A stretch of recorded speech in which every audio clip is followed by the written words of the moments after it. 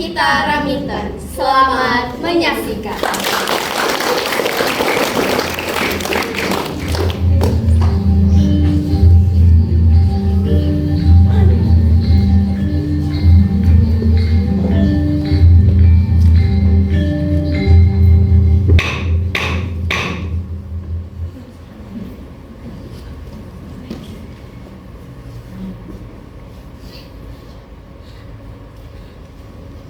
Terima kasih. Sebagaimana saya telah dinyatakan dan telah saya jawab, saya tidak akan menambahkan atau bahkan mengurangi. Saya hanya akan melihat dan menyatakan dari sisi saya atas peristiwa yang telah terjadi. Dan mungkin juga telah disimpulkan oleh ibu, bapak, atas diri saya. Malam saat kejadian itu, saya memang berada di kamar Bapak Prihartono, Jalan Ahmad Yani nomor 1. Tetapi seperti apa yang telah saya sampaikan, kenapa saya berada di kamar itu?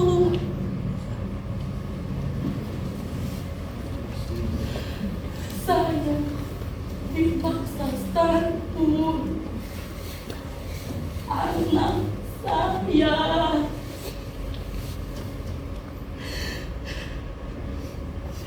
Setelah berbulan-bulan lamanya tidak pulang dan juga bapaknya meninggal dunia, Starpun tiba-tiba datang meminta saya untuk bekerja dengan Prihartono. Dia bilang, daripada saya hidup seperti ini, kelaparan dan juga kemiskinan, lebih baik saya ikut dengan Prihartono. Walaupun dia adalah seorang yang tua, tetapi dia adalah orang yang kaya raya. Apalagi pekerjaan saya hanya memijat. Iya, hanya itu saja, memijat.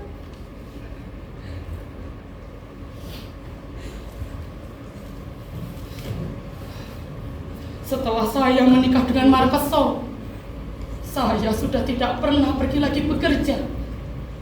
Sehingga ketika Markeso meninggal dunia, saya hanya hidup dengan harapan dan belas kasih dari para tetangga.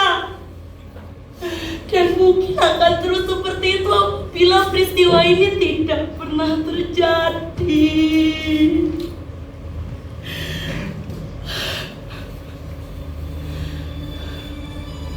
Saya ingat betul saat pertama kali bertemu dengan Markeso.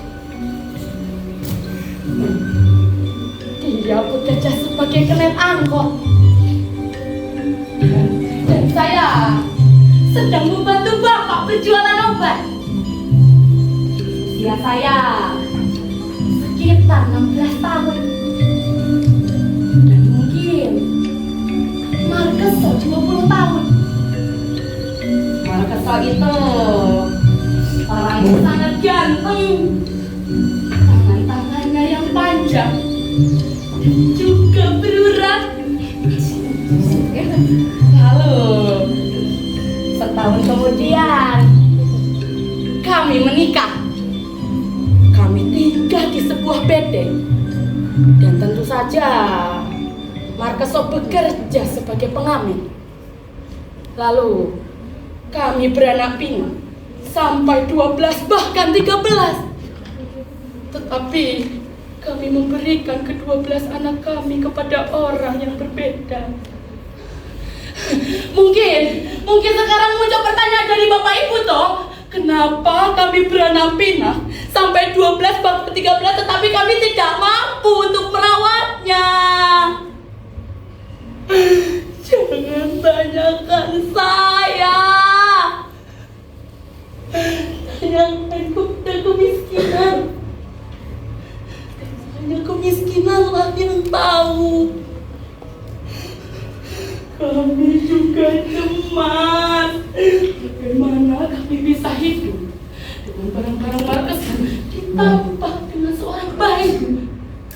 Bahkan kami hidup saja makan hanya 2 kali.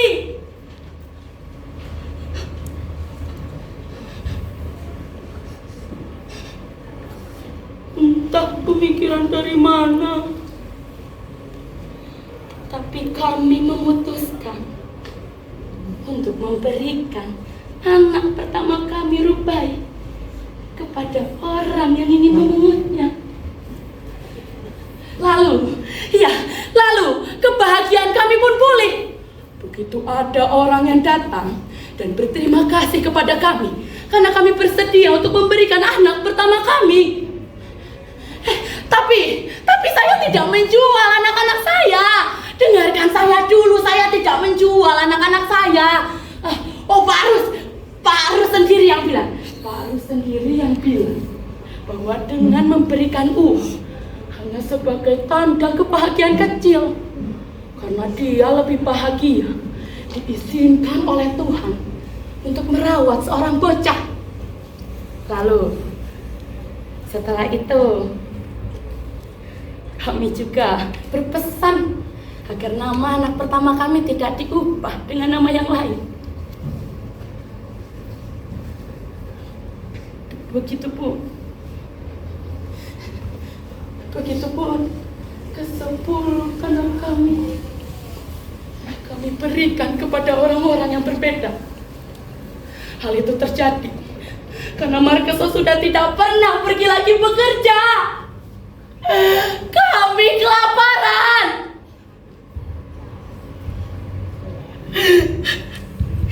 Tak tertahankan.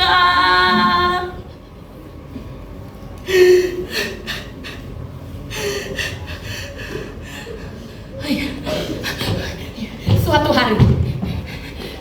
hari Markeso bilang kepada saya, katanya, sungguh buruk nasib kami. Bayangkan, kepada siapa kami akan menitipkan hidup kalau sudah tua? Apakah ada yang mengingat dari ke-12 anak kami yang telah kami buang? Ya tentu saja saya marah.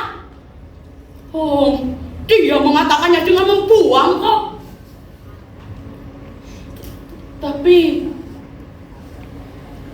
Tapi ya memang kami telah memberikan anak-anak kami kepada orang yang ingin memungutnya. Walaupun kami tahu siapa saja nama anak-anak kami. Walaupun saya juga tahu siapa saja orang yang memungut anak-anak kami. Tapi tetap saja saya melepaskan tanggung jawab itu. Juga dengan kenyataan bahwa saya mendapatkan uang sebagai tanda terima kasih. Tapi saya hamil. Saya juga menyusuinya selama 3 bulan hanya agar anak-anak itu tidak pernah kekurangan gizi.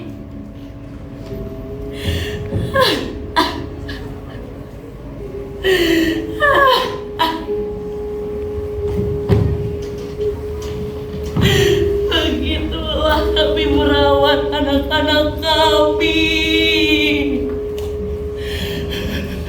dengan memberikan anak-anak kami kepada orang-orang yang berbeda. Lantaran kami tahu kami tidak bisa mengurusnya.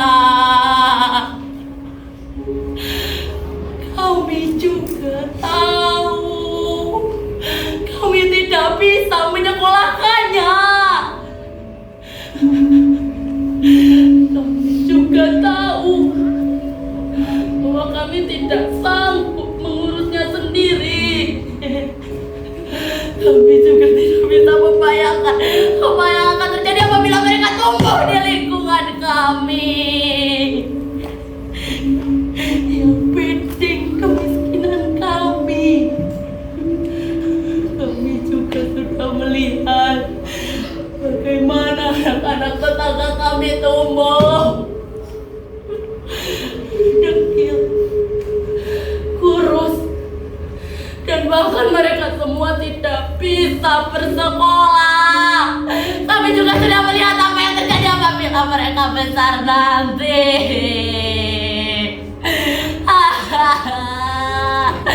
Tapi saya tidak menjual anak-anak saya. Sungguh saya tidak menjual anak-anak saya.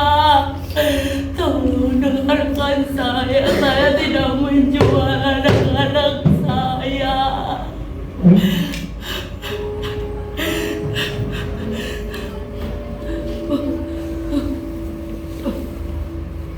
Apa kamu sudah menjual anak-anak kami? Apa kami sudah menjual anak-anak kami? Tidak, kami tidak menjual anak-anak kami. Tidak. Suatu hari, Markeso meminta saya untuk hamil lagi. Dia bilang dia ingin merawat seorang bocah. Dia ingin anak laki-laki yang akan diberi nama Stanbul, yang artinya sandiwara. Kata seniman yang pernah ia temui, nama itu akan menjadi berkah.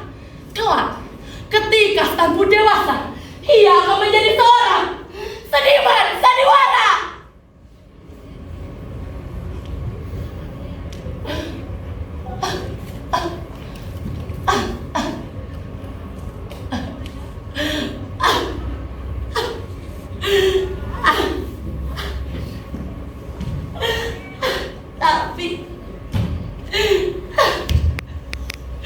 Tapi apa yang terjadi ketika Stanbul besar adalah hal yang tak pernah kami inginkan.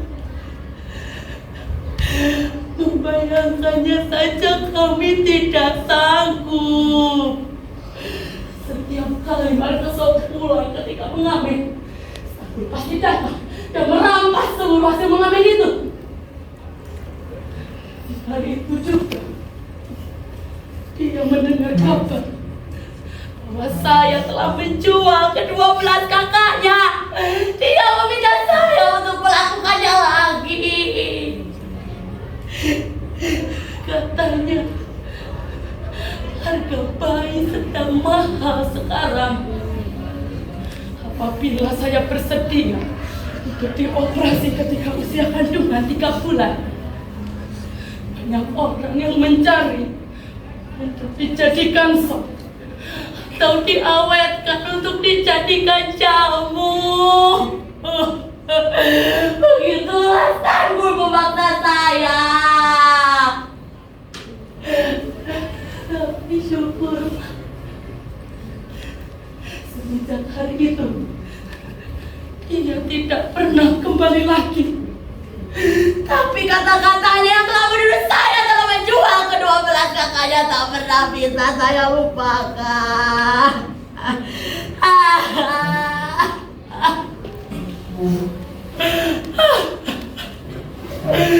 Pernah bisa saya lupa.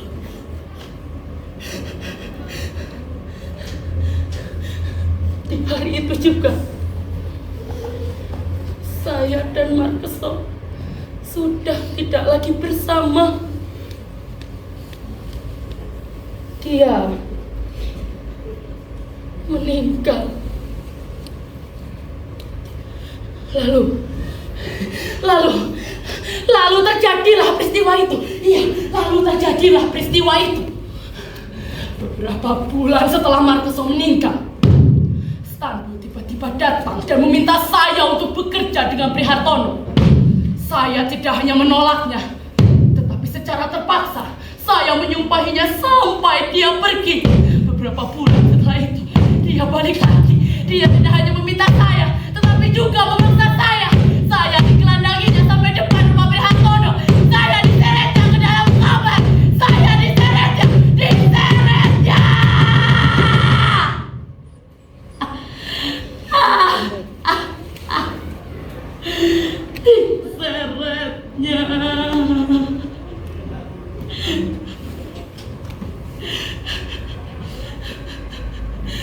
Saya sudah tidak tahu saya dijual berapa. Saya sudah tidak tahu saya dijual berapa. Saya hanya mendengar perintah untuk masuk ke dalam kamar mandi. Ketika saya berada di dalam kamar mandi, saya sudah tidak dapat menggunakan nalar saya. Saya tidak bisa menggunakan pikiran saya.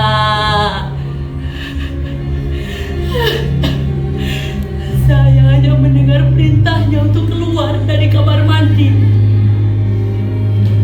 Setelah saya keluar dari kamar mandi, saya tidak berani menatap matanya. Saya hanya mendengar perintahnya untuk membuka baju, celana dalam, dan juga kuda.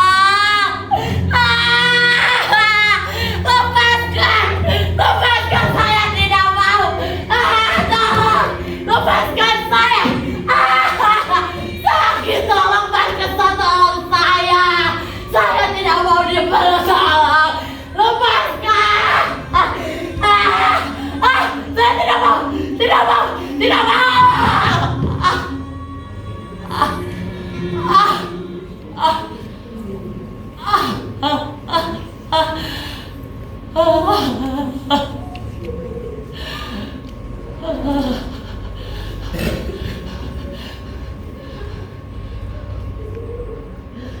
Lalu tiba-tiba Sampul datang. Saya mendengar kaca pecah. Lalu setelah itu saya sudah tidak tahu apa yang terjadi. Saya hanya melihat Prihartono dan juga Stanbul sedang bergulat. Tapi setelah itu saya sudah tidak tahu apa-apa lagi. Tunggu, saya sudah tidak tahu.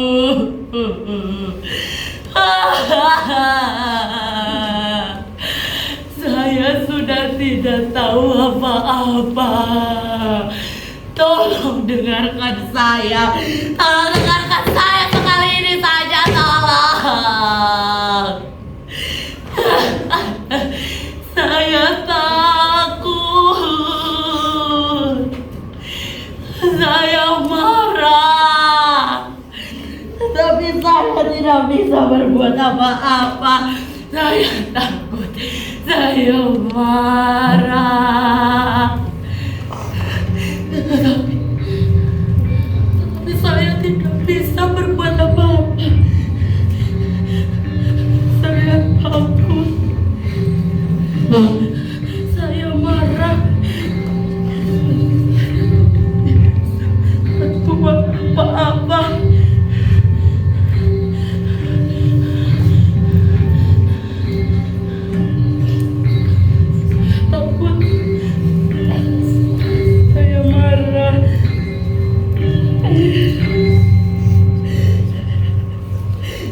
Sebagaimana saya dinyatakan dan telah saya jawab, saya tidak menambah atau mengurangi.